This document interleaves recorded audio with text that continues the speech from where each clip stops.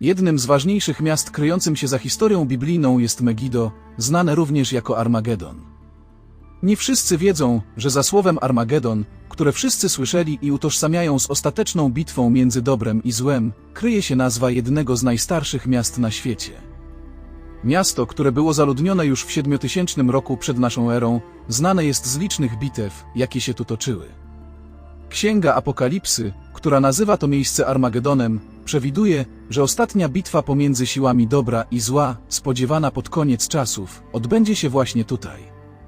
Zwiedzając dzisiejsze ruiny tego miasta, pierwszą rzeczą, jaką zobaczymy, jest duży wał, opowiadający o wielu warstwach kulturowych, które pojawiły się tu na przestrzeni kilku tysiącleci istnienia tego miasta.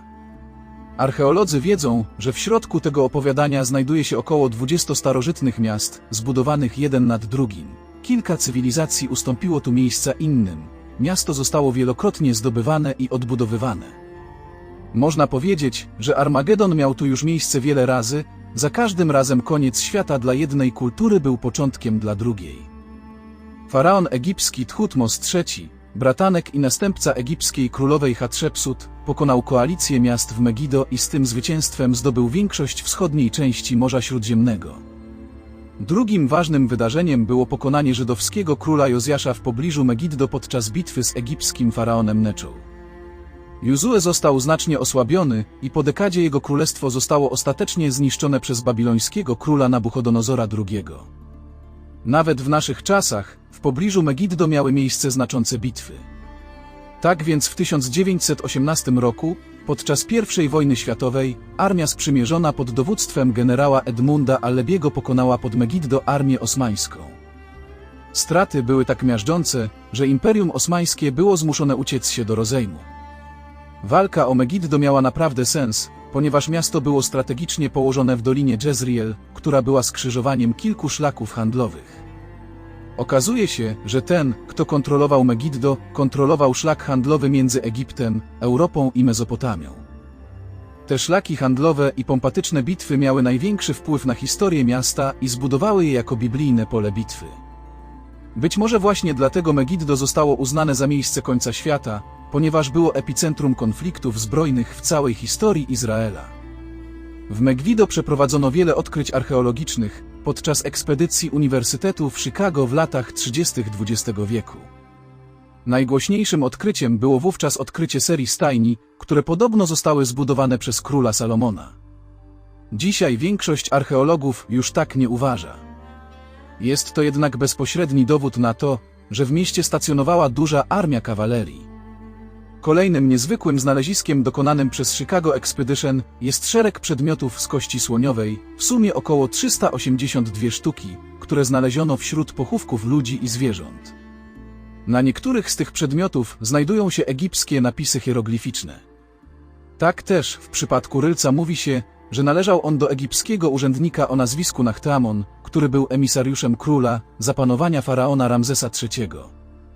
Ponadto znaleziono plansze do gry, grzebienie i pudła z kości słoniowej.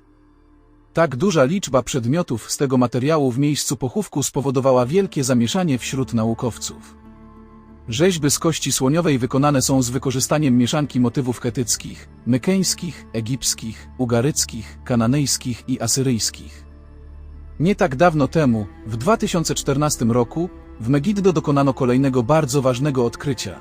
To wielka świątynia, która pochodzi z 3000 roku przed naszą erą. Jest to duża, prostokątna sala z dwoma małymi korytarzami, znaleziono tu również ślady rytuałów.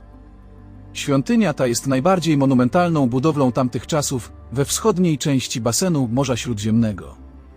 Nic dziwnego, że Megiddo, jako miejsce licznych bitew, posiadało ogromne fortyfikacje. Chicago Expedition odkryło skomplikowany system bram, który według badaczy pochodzi z czasów króla Salomona. Obejmował on dwie duże wieże z przodu, w których znajdowali się łucznicy, oraz system komnat wewnątrz których mogli znajdować się żołnierze z włóczniami i mieczami na wypadek, gdyby wróg przebił się przez bramę. Datowanie bramy jest obecnie przedmiotem kontrowersji. Podobnie jak w Bawszibę, znaleziono tu skomplikowany starożytny tunel wodociągowy, który dostarczał wodę do miasta z pobliskiego źródła poprzez podziemne tunele znajdujące się na głębokości 30 metrów. Archeolodzy uważają ten system wodociągowy za najbardziej imponujące osiągnięcie technologiczne Megido. Dzięki temu jego mieszkańcy mieli stały dostęp do wody, nawet gdy miasto było obleżone.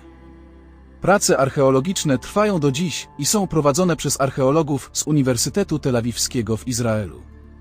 Starożytne miasto co roku przyciąga tysiące turystów, z których wielu przybywa tu zainspirowanych proroctwem bitwy pod koniec czasów. Jeżeli się podobało, zasubskrybuj kanał, a nie ominą Cię dalsze filmy na moim kanale.